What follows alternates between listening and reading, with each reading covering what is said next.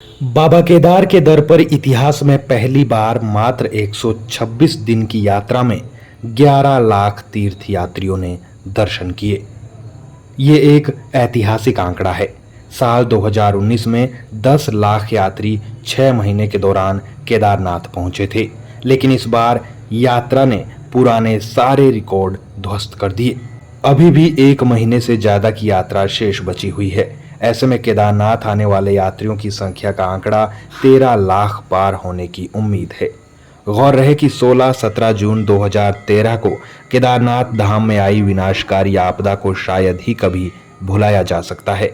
केदारनाथ धाम में आई इस विनाशकारी आपदा के बाद शायद ही कभी किसी ने सोचा होगा कि जिस धाम में ऐसी तबाही मची, हजारों लोग अकाल मृत्यु को प्राप्त हुए, वहां कभी कोई आएगा। लेकिन आपदा के बाद धीरे धीरे स्थिति बदलने लगी और यात्रियों का आना शुरू हुआ।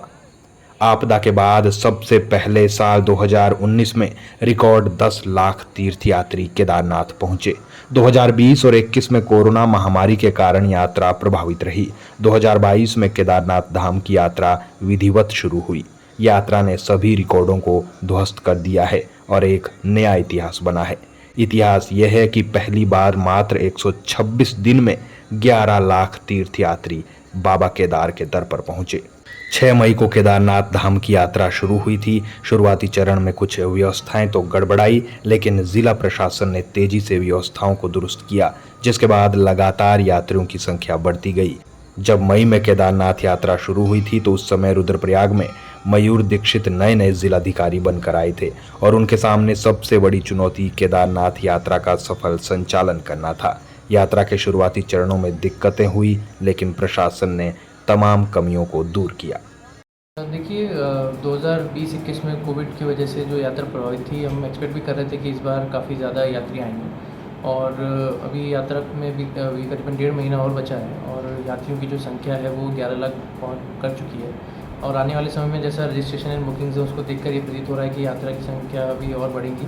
तो उसी हिसाब से हमने अपनी तैयारियां दुरुस्त की हैं। लगातार हमारी जो ट्रैक मार्ग की रिपेयरिंग है, रेलिंग्स हैं, पानी की व्यवस्था है, टॉयलेट की व्यवस्था है, उसको मेंटेन कर रहे हैं, मॉनिटर कर रहे हैं। और हमारे सेक्टर ऑफिसर्स, प्रशासनिक अधिकारी, डिपार्टमेंटल ऑफिसर्स ये सुनिश्चित करा रहे हैं कि यात्रा सुगम और सुचारू रहे। 126 दिन की यात्रा में क्या कुछ चुनौती पहुँचा? देखिए तकरीबन हमारी 4 महीने की जो यात्रा हुई है उसमें कई चुनौतियां हमने देखी, जिसमें क्राउड कंट्रोल था। शुरू में जब बहुत ज़्यादा भीड़ आई थी तो हमारे गौरीकुंड से लेकर केदारनाथ धाम तक सभी यात्रियों के लिए हमें सुचारू रखने के लिए काफ़ी हमने फोर्सेस लगाई। दूसरा, हमें ये सुनिश्चित करना था कि हमारी यात्रा जहाँ जहाँ जा रही है वहाँ पे लोगों को सुविधाएं अच्छी मिलें, जैसे कि ओवर हीटिंग ना हो, पेट्रोल पंप्स में सफिशिएंट क्वांटिटी में तेल मिले, साथ ही एटीएम हमारे चलते रहें, हमारे जो भंडारे हैं वो चलते रहें और कई कई जगह जो हमारी पानी की पीने की पानी स्वच्छ सबको मिले, टॉयलेट साफ़ सुथरे रहें, ये सारी हमने मैनेज किया है। इसके साथ ही स्वच्छता के ऊपर काफ़ी फोकस रहा है और लगातार स्वच्छता अभियान चलाए गए हैं। कई एजेंसीज़ को इसमें इन्वॉल्व किया गया है और जो हमारा रुद्रप्रयाग से लेकर केदारनाथ धाम तक का जो करीबन 100 किलोमीटर तक का जो मार्ग है, जिसमें सड़क मार्ग भी है और ट्रैक मार्ग भी है, उस पूरे मार्ग पर दिन रात करीबन 500 सफाई कर्मी, जिसमें जिला पंचायत, नगर पंचायत, नगर पालिका, सुलभ आदि के लोग लगातार दिन रात मेहनत कर रहे हैं और सफाई व्यवस्था को सुचारू बनाए रखें। देखिए यात्रियों के लिए मैं यही संदेश देना चाहूँगा कि आप जिला प्रशासन और राज्य सरकार के रजिस्ट्रेशन के हैं मानक हैं उसको पूर्ण करके आएँ।